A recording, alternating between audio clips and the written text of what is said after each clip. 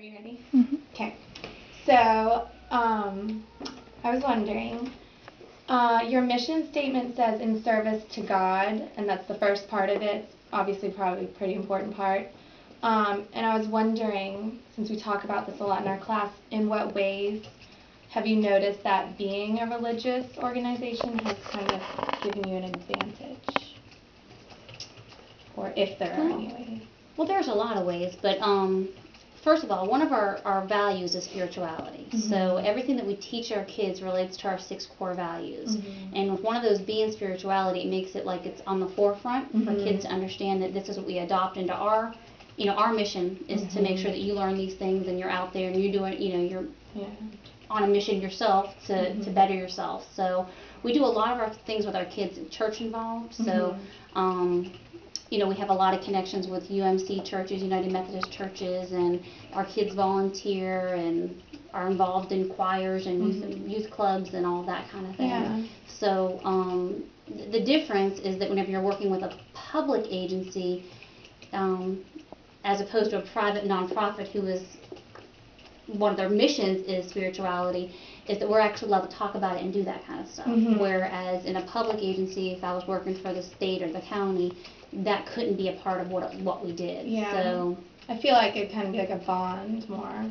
Yeah. Any disadvantages to that? No, I mean, we welcome the church. I mean, a lot of things that we do are sponsored by local churches, and they really are a big support to us. So for us, it's never a disadvantage to have more people involved in what we do. So, I mean, everywhere in Wilmington, Raleigh, and Greenville, in all 3 of our areas, churches have opened their arms and have adopted all of our kids.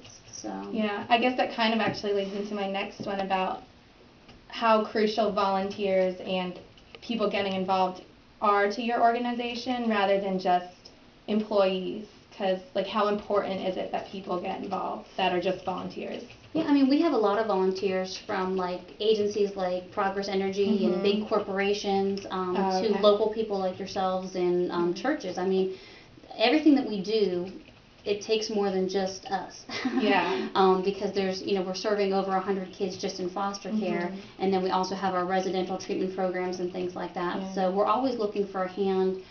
For example, we have 3 Christmas parties coming up, one in Raleigh, one in Greenville, and one in Wilmington, and those are fully funded by volunteers. So my workers, their input is used, but as far as the preparation and getting other sources and other donations, like monetary donations and everything, it's all taken care of by volunteers. So it helps out a lot because being a nonprofit private organization, all your you don't get extra funding. You know what I mean? So you operate on your donations. And so getting people invested in what we do and being a part of our mission, sometimes it makes people see, at first hand and say, well, I want to help these people. I'd like to donate, $100 this day or $5 this day or buy some kids some presents. So it really helps our kids long-termly to have people that are a part of what we do every day. So Christmas, we get a lot of volunteers. I definitely say coming here and volunteering kind of does inspire me to do more. So that and the day that the adoption celebration, everybody that was here was a volunteer. Oh, really? Yeah, okay, that's kind of why I was wondering, because it seemed like you had a good turnout then.